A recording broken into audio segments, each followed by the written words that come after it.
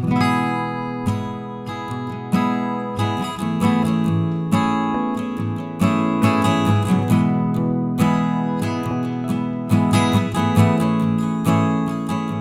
this is the Reverend Tom Muller. I am the managing editor of Our Daily Bread at spiritualquesters.org, which is a publication of the Swedenborgian Church of North America.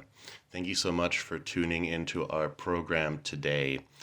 I have with me today Bishop Stefan Hoeller, who is the bishop of the Ecclesia Gnostica and has been a household name, I would say, within the students and practitioners of Gnosticism and the Western esoteric tradition. Has kind of been a very great resource over the decades in providing scholarship as well as theological input and so forth on the themes of Gnosticism, depth psychology, theosophy, and so forth. And it's an honor to welcome Bishop Hoeller with me today to have a conversation about what I like to call ecumenical esoteric spirituality or esoteric ecumenism. The notion that it's important for us sort of smaller movements within the Western esoteric tradition to be in dialogue with each other, to be in community with each other, and to learn from each other as we move into this kind of new stage of the information age and everything that is changing in our society. So Bishop Hoeller, thank you so much for being with us today. And I invite you to kind of just share a little bit about yourself personally and your personal history and your journey, both academically, spiritually. So I'd love to just have you share a little bit about yourself, Bishop Hoeller. Thank you very much for this invitation, Reverend Muller. And I think that the objectives of our interaction are important. As to myself, as you say, in certain circles, particularly circles related to Gnosticism, Hermeticism, Theosophy, and pretty much all that is called the Western esoteric tradition, I have become a sort of a household word or name, and which is understandable due to the fact that I have been active in this field for a very long time. Last November, I just passed my 90th birthday, and I would say that a good 3/4 or more of that lifespan was really devoted to these studies and these activities. Now, as to myself biographically, I'll keep it very short. I am a native of Hungary in Eastern Europe. I was born in Budapest, in Hungary, and lived there until the takeover of the communist element under Russian pressure, and I was able to leave the country in December of 1947, and lived then for a number of years, only for less than a year in Belgium, and after that for some 8 or 9 years in Austria. The latter I always considered very happy period, because somehow the long history of living in under the same crown and in the same dual monarchy has joined the Hungarians and the Austrians together, I think, to a very great extent. And so I might say I was quite happy in Austria, but these were also very bad times. We are now up only to the, in my story, to the kind of about 1950 and thereabouts, and the opportunities for any kind of earning a living and careers of various kinds, academic or otherwise, were very, very limited. And still there was a great deal of apprehension about the presence of the Soviet Russian power clearly extending into Eastern and even Central and Western Europe. And so I found an opportunity to come to the United States. And in December 1952, being eligible for immigrant status as a refugee from Eastern Europe, came probably as maybe one of the last roads of people by boat, by what was an army transport ship, previously by ship to the United States, and have remained here ever since. In the course of these travels, I have become, while born and raised a Roman Catholic, and having initially in Hungary studied for the monastic priesthood with the Cistercian order in Budapest, very lovely people. So let's say come from a long line of Roman Catholics, both on my father's and mother's side. I became acquainted both at an academic level and ultimately at a level of religious practice with Gnosticism, and devoted myself to a very large extent to that, both as a study and as a practice throughout my entire life. So that kind of covers in broad outline form, I think, my career. And if there are any details of that you would like to hear more about, then please be so kind and question me about it. Sure. One thing that comes in mind is I'd love to hear how your interest in Carl Jung and depth psychology kind of figured into your journey academically and again personally, spiritually. It's another area in which you've published some excellent stuff about Jung's Gnosticism and his mention of the Gnostic Gospel, some excellent works that you've written there. And I just love to hear how that merger happened for you of interests between depth psychology and Gnosticism. It's something that very largely occurred within myself, but some of my contacts had something to do with it. After 1948, I was in Austria, and there eventually I ended up as the University of Innsbruck in the Tyrol, which is of course just a hop, skip, and a jump from Switzerland. So we had many contacts with people from Switzerland and from the Jung Institute. And when I read some of the first books that I read, of course in German, of Carl Jung, I became very interested in him, and I detected that he had to say the least, a very great interest in Gnosticism, Hermeticism, and of course his many works on alchemy were well known. And so I, let's say, my interest then branched out onto Jung's psychology as well, and I saw in it actually, eventually, after studying a good deal, a modern manifestation of the ancient gnosis.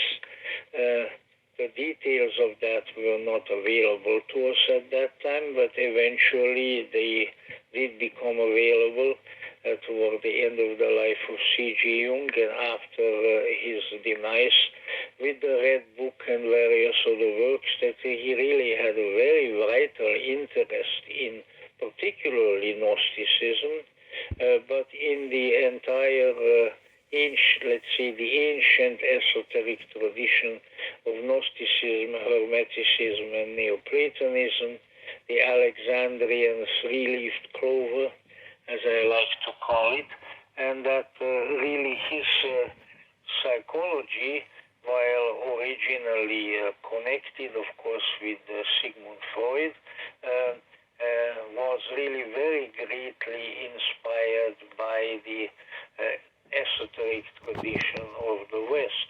By the way, I was just to kind of build a little more credential. By sheer accident, when I was here in the United States already, I became the literary researcher and assistant to one of the, at that time, leading American historical novelists, Irving Stone. And Irving Stone was, I already worked for him a little when he wrote his famous book on Michelangelo, which was then turned into a very successful movie. But I worked with him primarily when he was writing his historical novel about the life of Sigmund Freud. And in the course of that, I had, for my bread and butter, I had to read and digest just about everything that Sigmund Freud ever wrote, which is quite a large literary heritage. And so I was familiar with Jung already from that angle also. And I also developed quite an interest and interest in and respect for Sigmund Freud, who I think was also a very honorable man, who really felt that he discovered a new way of understanding the psyche, and who devoted his life to it greatly. And really the only eventual difference between the two psychoanalytic giants was that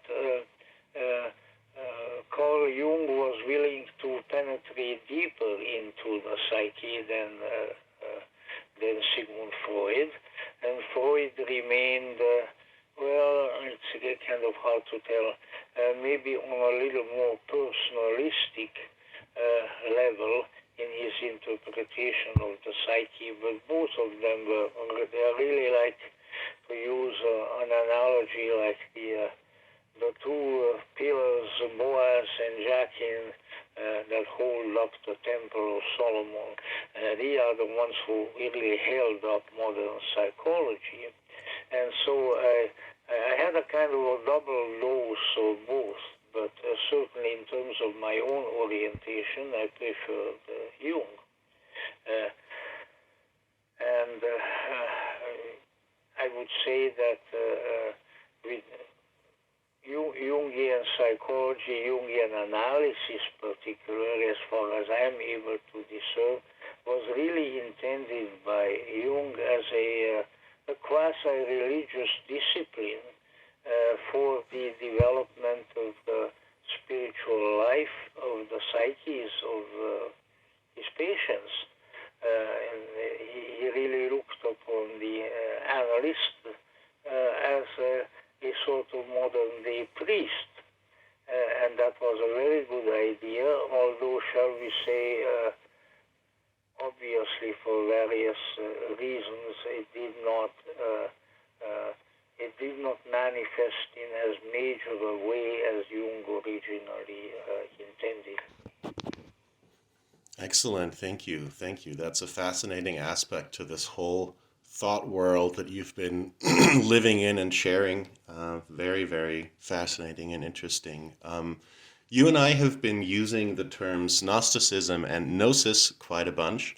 And while I assume that many of our listeners are at least somewhat familiar with what that term means, I would love to hear, Dr. Hoeller, your kind of, since there are so many different both scholarly and theological definitions of what Gnosticism is and is not, I'd love to hear kind of what you have come up with generally when you use the term Gnosticism.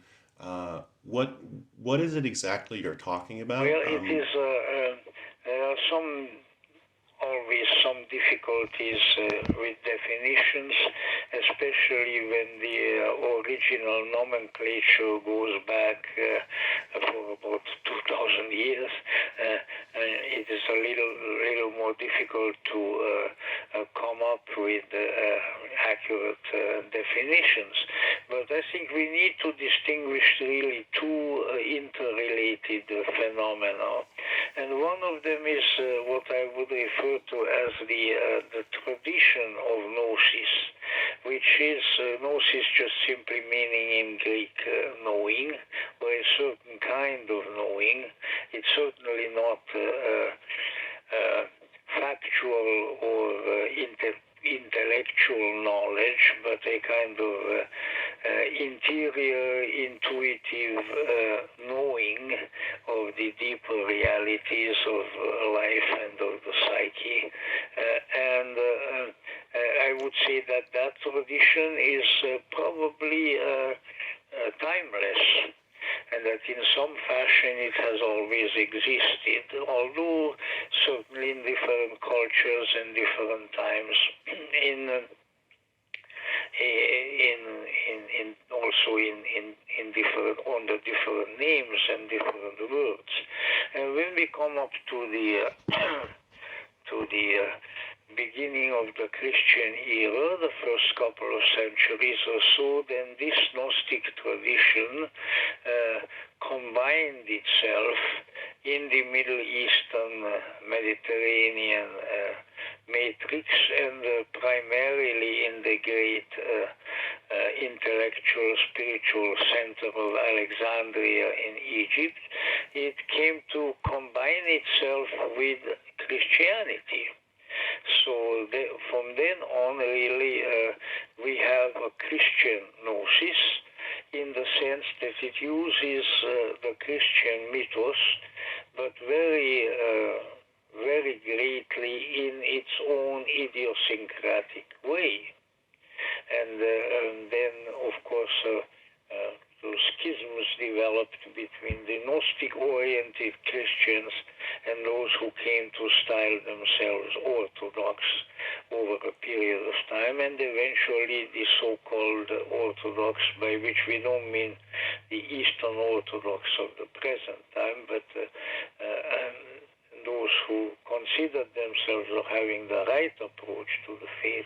This is what came to prevail in Christianity, but right alongside it there were also related traditions, the two biggest ones being Neoplatonism and Hermeticism. Hermeticism being a sort of obscure mystery tradition that came out of Egypt, but eventually became very much combined with Greek philosophy, and Neoplatonism, which is, of course, the cultivation of the mystical content of Plato's philosophy. So these three were all there, and they are the source of the Western esoteric tradition. In a literary sense, for a long time we had much more sources, a much greater number of sources available about Hermeticism and Neoplatonism than about Gnosticism, for apparently the Gnostic writings came to be victimized by sort of the heresiological trend in the church, and they want, because Gnosticism was condemned as a heresy in all its varieties, and therefore the scriptures were destroyed or hidden. But the greatest discovery of original, unadulterated Gnostic writings occurred in our times, right after World War II, when in Upper Egypt the so-called Nag Hammadi library was discovered, an entire library of Gnostic writings, and by the early 1950s, most of these were being translated, and this really produced, at first at the academic level, and subsequently in the broader culture too, a considerable Gnostic renaissance, which in various modifications is still with us. So let's say we knew a good deal about Hermeticism, especially after the Hermetic writings were discovered and then translated, published at the time of the Renaissance. We knew a considerable amount about Neoplatonism through the writings of Plotinus and Porphyry and Iamblichus and people like that. But we really only obtained a good deal of authentic literature about Gnosticism proper in the latter part of the 20th century. And so now we have really a great deal of literary material, of literary sources available, which are giving, I think, people a much more balanced and much more accurate picture of these particular traditions. So we have often, maybe with some hyperbole, called the present era the Gnostic Renaissance. And this, of course, works itself out in various ways. Mm-hmm. That's so excellent. I think I'll stop my monologue there for a minute. No, that's excellent. That's excellent. Thank you. I love the distinction you draw, which I think is a very important distinction. I think a lot of folks that have looked at Gnosticism from both a scholarly, historical angle and a theological, spiritual angle, is that there is what some would call historical Gnosticism, and of course there's so many different groups of Gnostics that existed, which are sort of historically lumped into one by some based on some characteristics, and then you acknowledge that there is a tradition, a much broader and perhaps endless tradition of gnosis. And what strikes me is the notion that there has been an undercurrent, a mystical undercurrent within and of course beyond Christianity that has maintained that gnosis, whether or not it has been carried forth by folks that are working with that explicit framework. I remember one of the first times you and I talked, you had the coolest line I ever heard that I'm going to steal about Emanuel Swedenborg. You said, "Emanuel von Swedenborg, saint and seer, transmitter of the gnosis to the new age." And I'm gonna steal that from you, and but it speaks to something, which is that a lot of people think of Gnosticism and of gnosis more specifically, of that mystical experience, as something that is historical. And what you bring up is no, there's very much a gnosis, a Gnosticism that exists and has existed. And what I find most startling is that a lot of people who are somewhat familiar with Gnosticism historically and scholarly are unaware that there has been, as you said, revivals of the Gnostic traditions recently, in recent history, of which, of course, the Ecclesia Gnostica is one. So I'd love to kind of hear your take on, or maybe give folks a little bit of info about what some call the neo-Gnostic movement. I don't like that term because it implies that there's it implies that it's not the same thing. It is a revival when in fact it is a continuation. But how would you kind of give folks a little bit of an overview of how you view the kind of Renaissance. All right. We'll try to make it make it concise. Uh-huh. Let's say the Gnostic tradition as a living tradition, which people would practice rather than merely study in a literary fashion or something, has also always been present.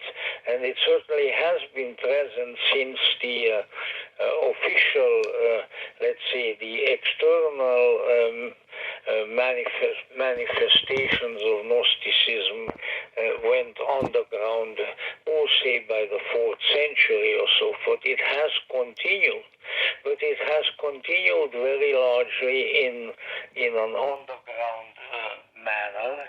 I have often likened it to a river that at a certain point goes underground, and then you can't see the river anymore, but you can still see some of the plants and some of the trees that grow beside the underground river. So I would say that the Gnostic tradition, in some fashion, has always been present, at least in Western culture. Now, of course, that there are gnosis in other cultures is, of course, true. And some of the scholars have even indicated, there was one German scholar, I can't think of his name at the present moment, over recent times, I heard him lecture still here in Seattle. Gosh, why can't I think of him? In any event, who said that Buddhism was the Gnosticism of Asia. And he identified the tremendous parallelisms, which I sometimes use, between again the essential approach of Buddhism and its striving for enlightenment, and the essential features of Gnosticism striving for gnosis. So let's say there was always something there, and then from time to time throughout history it would resurface in various ways. And for instance, there were a few open and fairly numerous Gnostic movements that arose throughout history in Europe, such as the Cathars, or as they used to call them, the Albigensians, in what is now the south of France and in that area, which was probably, at least to some extent, of Manichaean origin. Then, of course, much earlier, the Manichaean faith, which was very, very widespread and which really extended from China to the Mediterranean region and elsewhere. And these were all, we might say, manifestations of Gnosticism in the sense of being built on the proposition of gnosis, but also often having fairly detailed theologies that were considerably similar to each other. And then we had, let's say, the revival of esotericism in the latter. Well, it was there all along, because particularly Hermetic revivals occurred in European history several times. Once in the Quattrocento and Quinquecento, when in the Renaissance, when the Hermetic books, Corpus Hermeticum and other Hermetic books were discovered. Another Hermetic revival, in addition to that, maybe at the time of the Enlightenment, which was probably the last big Hermetic revival. So there have been revivals of these various esoteric traditions. From time to time, they would just come forward, And then, of course, was, let's say, the great occult revival of starting in the late 19th century, of which perhaps the most prominent external representative was Madame Blavatsky with her theosophical movement starting in 1875. So these things all came together, and after the discovery of the Nag Hammadi library particularly, and then the beginning of the exegesis of those materials, like Professor Elaine Pagels' really very popular work, The Gnostic Gospels. Now the Gnostic tradition under the name of Gnostic was out in the open already. But let's say this is at the scriptural, theological level. But it is my impression that or at the level of a spiritual practice or spiritual practices, it has also been present. Certainly, the Qatars openly had a church with its bishops, with its deacons, with its congregation, with its worship, and all of that. And there were others. It was only difficult to do that sort of thing because of the persecutions that came from Christian Orthodoxy, both Roman Catholic and Protestant. But so there was something there. It wasn't something dead that was revived, but maybe something that was functioning at the minimalist and secret level for a long time, and that taken various forms, that morphed sometime into this, sometime into that, but with all of which I think legitimately can be called as being of a Gnostic character. Now, of course, that needs to be distinguished to the scriptural material, the Gnostic Gospels, although, I mean, there are some, very large number of books that were discovered in the Nag Hammadi find, and there we have theological or maybe mythological, mytho-theological material that sort of serves as the theoretical underpinning.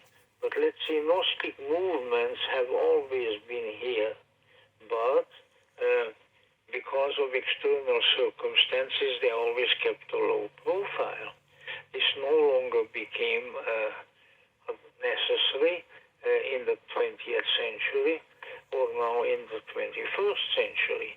So that has to do with gnosis as a practice, gnosis as an ongoing spiritual tradition. And then in addition to that, of course, there are the scriptures which come back from ancient times and which have been the originals, some of the originals probably authored as early as the 1st and 2nd century, and the copies that we have of 3rd and 4th century, which gave the scholars the material to work with.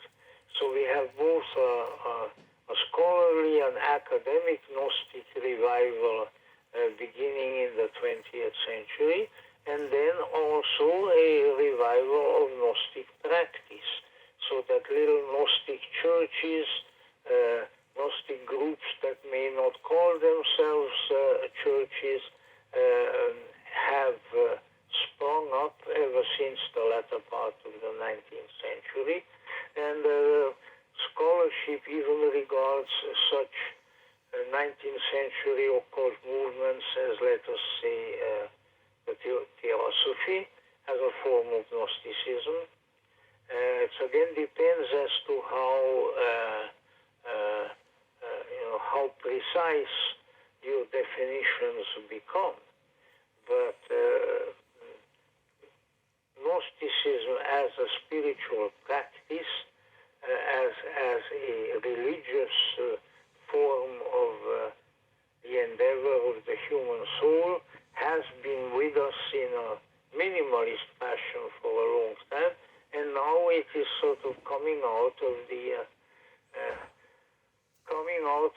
shadows increasingly, so that it can be found even in little church groups in those countries where religious freedom is prevalent, like in the United States, including our little Gnostic church that I have been responsible for reviving and then working with and leading through these many decades.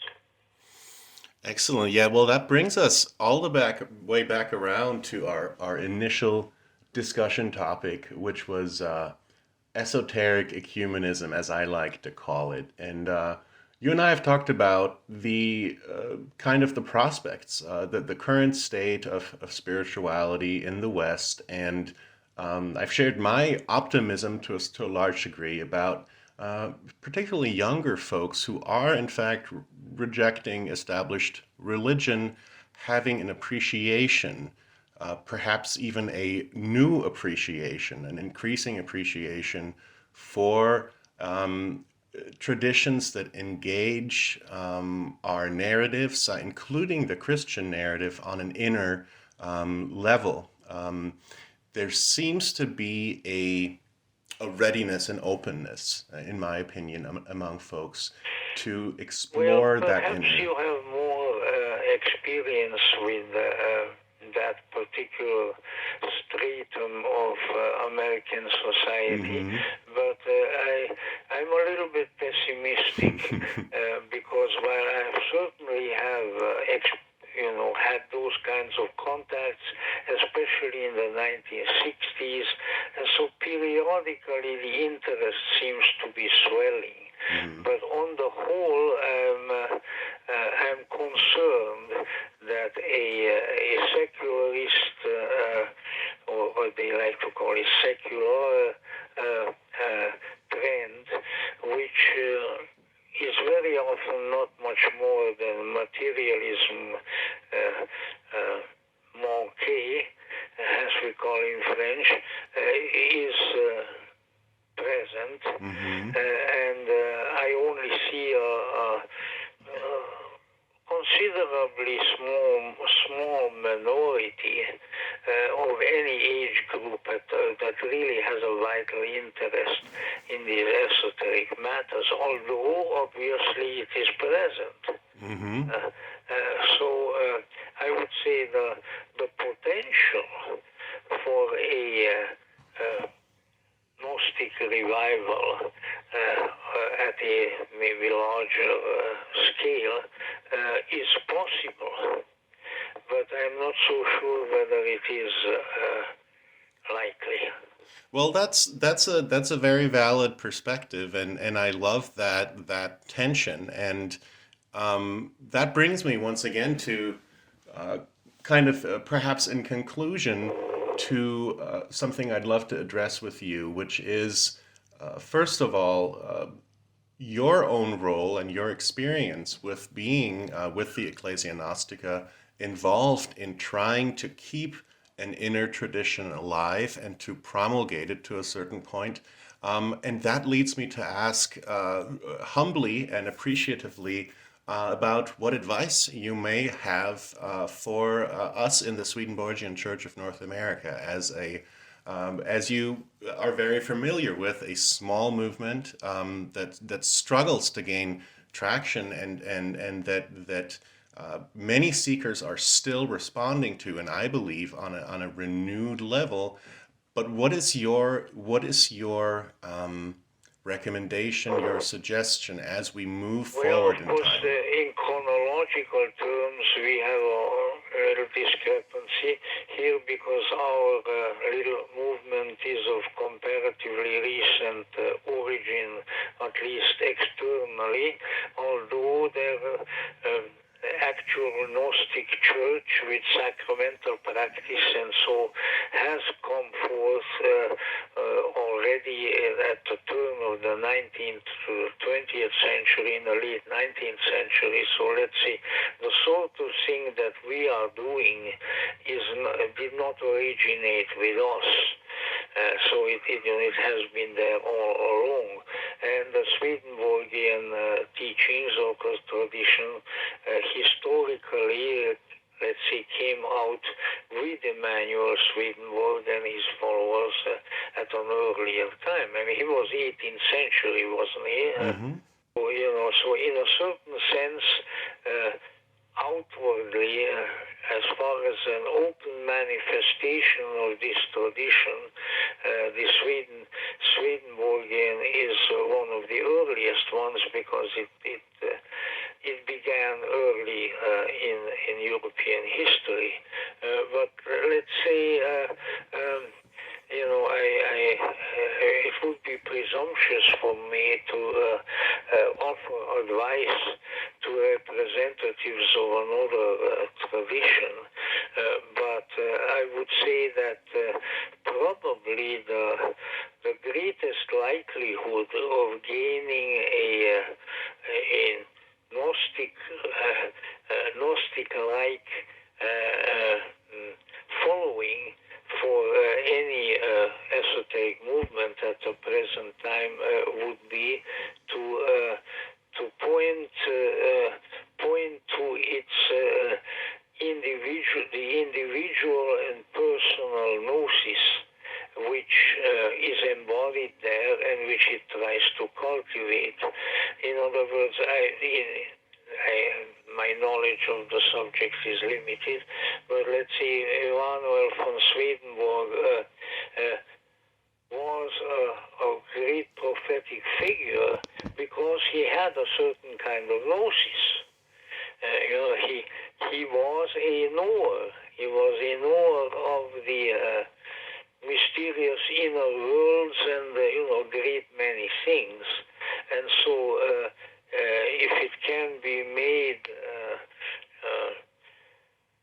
understandable to people that the kind of thing that Swedenborg knew can also be known by others. And that this is it is an experiential process. Certainly it can be inspired by the writings of Swedenborg because all traditions are inspired by their prophets. But it ultimately comes down to the individual gnosis of the followers. And I think that is probably still a viable position with some modifications. Yes, I love that, and it very much ties into my own thoughts about the future of Western esotericism and mystical Christianity, and Swedenborgianism in specific, is perhaps a renewed willingness towards the experiential side, the experience of that inner regeneration, that depth, that knowing, that gnosis. Yeah, that is of course of very great importance, but let's say one also has to consider along with that on the other side, and I always like to harken back to the definition of the ancient Greeks with the mysteries and similar developments of theoria and theurgia. You see, so there has to be, the theurgia is the practice, is the experience of gnosis, the experience of the inner worlds, whatever the case may be. But there also, what happens then after a while, that in order to assimilate these experiences, there has to be some kind of theoretical framework, the theoria. And so I think that both have to be there. And certainly the ancient Gnostics offered a lot of theoria, and the Naj-Hammadi scriptures are filled with them, from which there can be deduced certain principles, which are sort of in the nature of mystical theology. In order, you see, this was the problem, for instance, it always is the problem, but this was the problem, for instance, with the spiritual side of the 60s phenomenon, and I was here already, and I knew a lot of young people and things like that, so I knew what was going on. I even knew personally a number of leading figures of the psychedelic movement, believe it or not. But if you are in these circles, you bump into all kinds of people. But people have experiences and they want to understand them. And if they don't have any kind of even a basic theoretical framework within which these experiences find their place, then the experience goes away. Mm-hmm. I mean, even its memory, people forget about it because they say, yeah, I experienced some things then, and it sure was great and all that, but I don't really know what it was all about. Mm-hmm. And so I think that these two elements need to be considered. And so there is considerable merit, I think, to the great Gnostic myths, the teachings as well, not as the foundation of a dogmatic theology, which they were never intended to be, quite the opposite, but as attempts to approach gnosis and to assimilate gnosis and understand the experiences that may come to the individual as the result of his own personal gnosis. Wonderful. Excellent. I love that. Well, thank you so much, Bishop Hoeller. This has been... You are so very welcome. Thank you very much for joining us, everyone. And once again, thank you, Bishop Hoeller. It has been a pleasure. I highly recommend Bishop Hoeller's many publications. I also highly recommend you familiarizing yourself with the Ecclesia Gnostica and the Gnostic Society. There's several great resources if you go to gnosis.org and so forth. And of course, I encourage you to check out the ministries of the Swedenborgian Church of North America, including this very program, which is, again, our daily bread at spiritualquesters.org. Messages from the Swedenborgian Church of North America. Thank you very much. Thank you very much, and God bless you and your people, and I hope we have further contact. Thank you, Bishop Hoeller.